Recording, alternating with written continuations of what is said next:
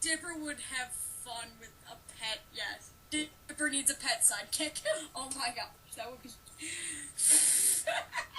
I could just see Dipper having just one episode with some annoying parrot that sounds like Iago from Aladdin, and him just being like, oh, this was a mistake. Yeah. I don't know why, but yeah, Dipper and a pet sidekick would be fun. And I do like Mabel with Waddles. I think it's just really cute because Waddles is this precious little pig. Yeah. And yes. The best part, there's actually a voice actor for Waddles, D. Bradley Baker. Every time he talks, I'm like, that guy voiced Councilman Tarlock in Legend of Korra. Oh my gosh. Like how? Yeah. Didn't he also do Momo and Appa too? Yeah.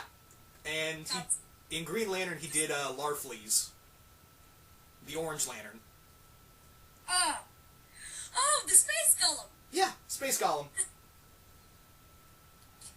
Golem. I love Space Golem. So, yeah, I think that Mabel's pretty good with Waddles, but I think Dipper needs a pet. Okay, next question comes from Zat Soviet Unicorn. Okay, and his question is, what would you like to see more in Gravity Falls? More sci-fi or more supernatural stuff? I'm not too picky on either, because they're actually doing a damn good job at balancing them both out. Yeah, they definitely do. Because you can go from having, like, time travel in one episode to having a bottomless pit that is kind of like a time warp, but you also have grimoblins and, mermans and... mermen, not mermans. And just various other crazy monsters and gnomes that barf rainbows. So they definitely do a very good job at balancing them. Yeah, so definitely it's a good balance so far, so we can't really give you a good answer on that, but thank you for that question, Zat Soviet Unicorn. Next comes Movie Lover 615299, and he asks, do you feel Grunkle Stan is connected to the books? Here we go with the theories again, folks. Dun dun dun. Conspiracy theories. Oh, see, with Grunkle Stan, in my opinion, it flips back and forth. Like, sometimes I think he is, but other times, I have this theory that Dipper's real first name is Stan, and that Stan is not what he seems, and sometimes I don't think it's the right Stan, so I don't. But yeah, I think Stan is somehow connected to the books, but it might not be the way we think it is. Yeah. I think that he may know what the books are, but he may not be indirectly responsible for creating them. He may have known the guy who wrote them. That's my theory. That's the thing with Alex Hitch. He's made a show so good that I've had trouble trying to connect all the clues, more so than anything in Doctor Who. Oh gosh. Doctor Who gives you better clues and helps you understand better. This show, you're on your own. You have no idea what's going on. Yeah. And it's gonna be the littlest things, too, that connect it all together that you don't think to notice. And that's gonna be the annoying part. And it's gonna be like, yeah. I couldn't believe I missed that. Yeah. So, guess we're done with that question. Mr. Killer Conrad asks 3 questions, so I guess we'll just pick one to answer here. I've already talked enough about, in terms of shipping, Dipper and Wendy all the way. I've talked about enough on my channel. This question the second question I don't really understand much. So I guess we'll go with the third question. Woo! Mr. Killer Conrad asks, you know what I want to see? We need to find... Okay, the question is, we need a Pacifica backstory. What do you think it will be? I don't think we'll ever get one, but I kind of like my backstory I did in my audio drama. Yeah, I like the whole... as a part of that, Oh yeah, I have to give you a lot of credit. I have to give you a lot of credit too. What? I just said I feel bad because I didn't give you credit when I first said. It's fine. It's fine. That was just a lot of fun, and I immediately clicked with that story because it was just that is a good backstory for her, and that really works. I feel I don't know if it's the one that they use in the show, but it was such a good backstory, and you did such a great job writing it that I was just yes. Yeah. I enjoy this, and I accept this very much. Yeah. So, not to toot my own horn, but toot toot. Yeah, and again, I gotta give a lot of credit to PokeFangirl 4 here for giving a amazing performance as Pacifica. Thank you. And yeah, actually, fun fact about I loosely based that whole audio drama off an episode of Batman the Animated Series called Baby Doll. Yeah.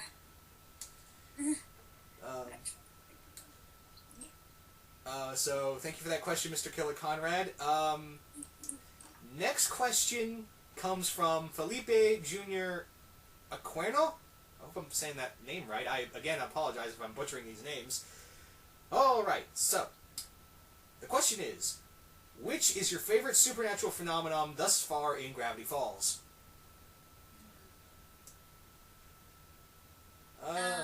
Wow, they've all been really good. Yeah. If I had to pick a favorite, think my favorite supernatural anomaly thing would have to be the multi-bear. Just because I thought he was a good character, and it's a shame that we haven't seen more of him. Because I thought him and Dipper kind of became friends at the end of that episode. Yeah, and the best part, I don't know if I've told you this before, but the voice actor for the multi-bear, that's the guy who played Dr. Octopus in Spider-Man 2. Oh my gosh. They're everywhere. Yeah. So, there's food for thought, people. But for me, my favorite, in terms of, supernatural phenomenon, I really dug the gnomes. On the grounds of this is what got me and the show, it got me in the show as well. That moment was where Jeff goes, "I'm sorry, I don't remember your name. What is it again?" Schmerbulok. Schmerbulok. Oh my gosh. The gnomes were, I remember that's pretty much, I got my friend to watch the show because she was never real big on Western cartoons. She's more of an anime girl. And I'm just you have to watch this show. You just have to. And she was dying through the entire thing.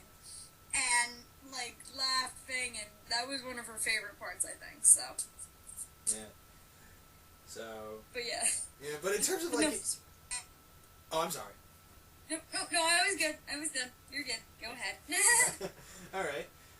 But yeah, that's our favorite supernatural science fiction phenomenon, Doohickey Mabob. So, I guess in terms of, if you want to say science fiction, I'd say the time travel episode was handled pretty well. Mm-hmm. Yeah. Too bad it didn't end on a nicer note with... Yeah, I would have to say the time travel episode was one of my favorites.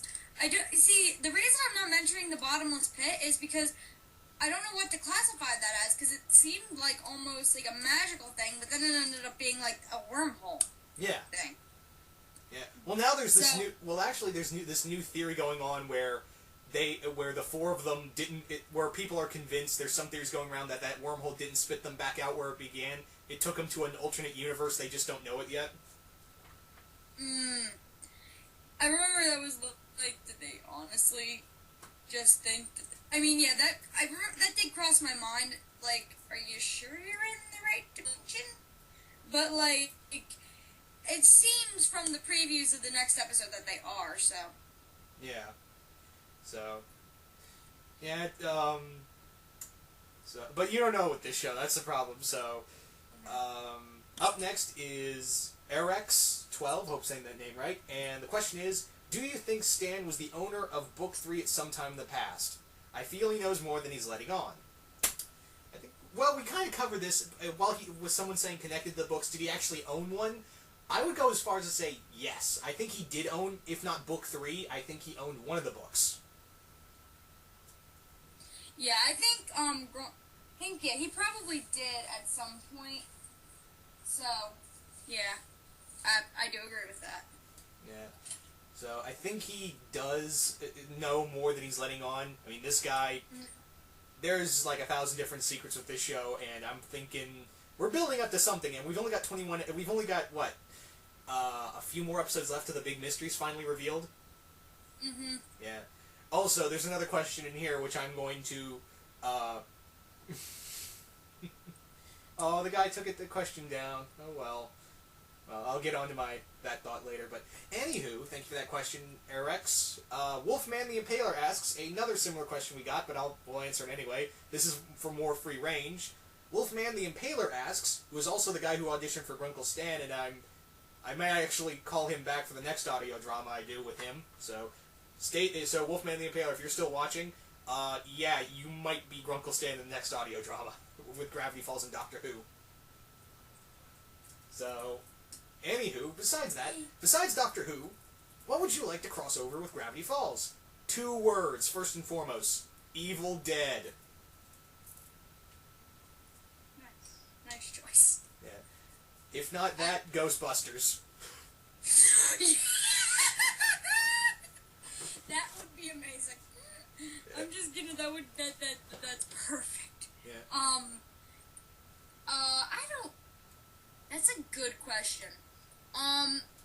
Cause this is out of Disney, so thinking about it, I guess maybe,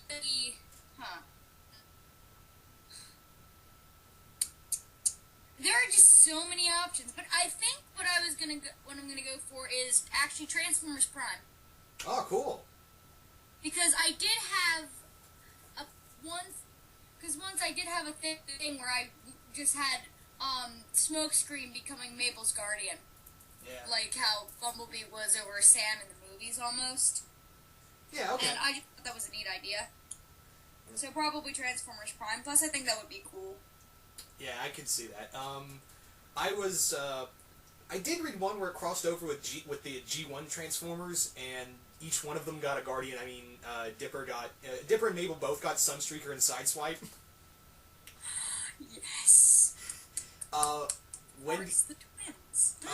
Wendy's Guardian became Hound. And I can't believe Robbie was actually allowed in this story. Most of you know I hate this bastard.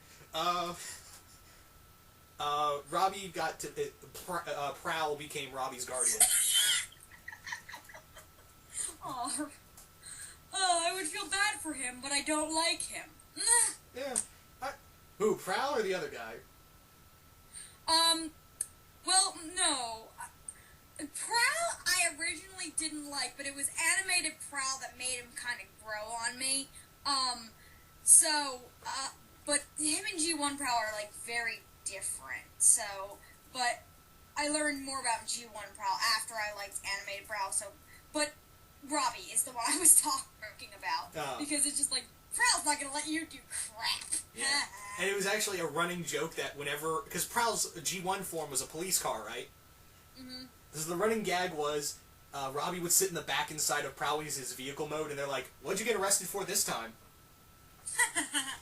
And then it got to the point where Robbie got sick of it and joined the Decepticons. So I was like, yay, I can hate you openly now.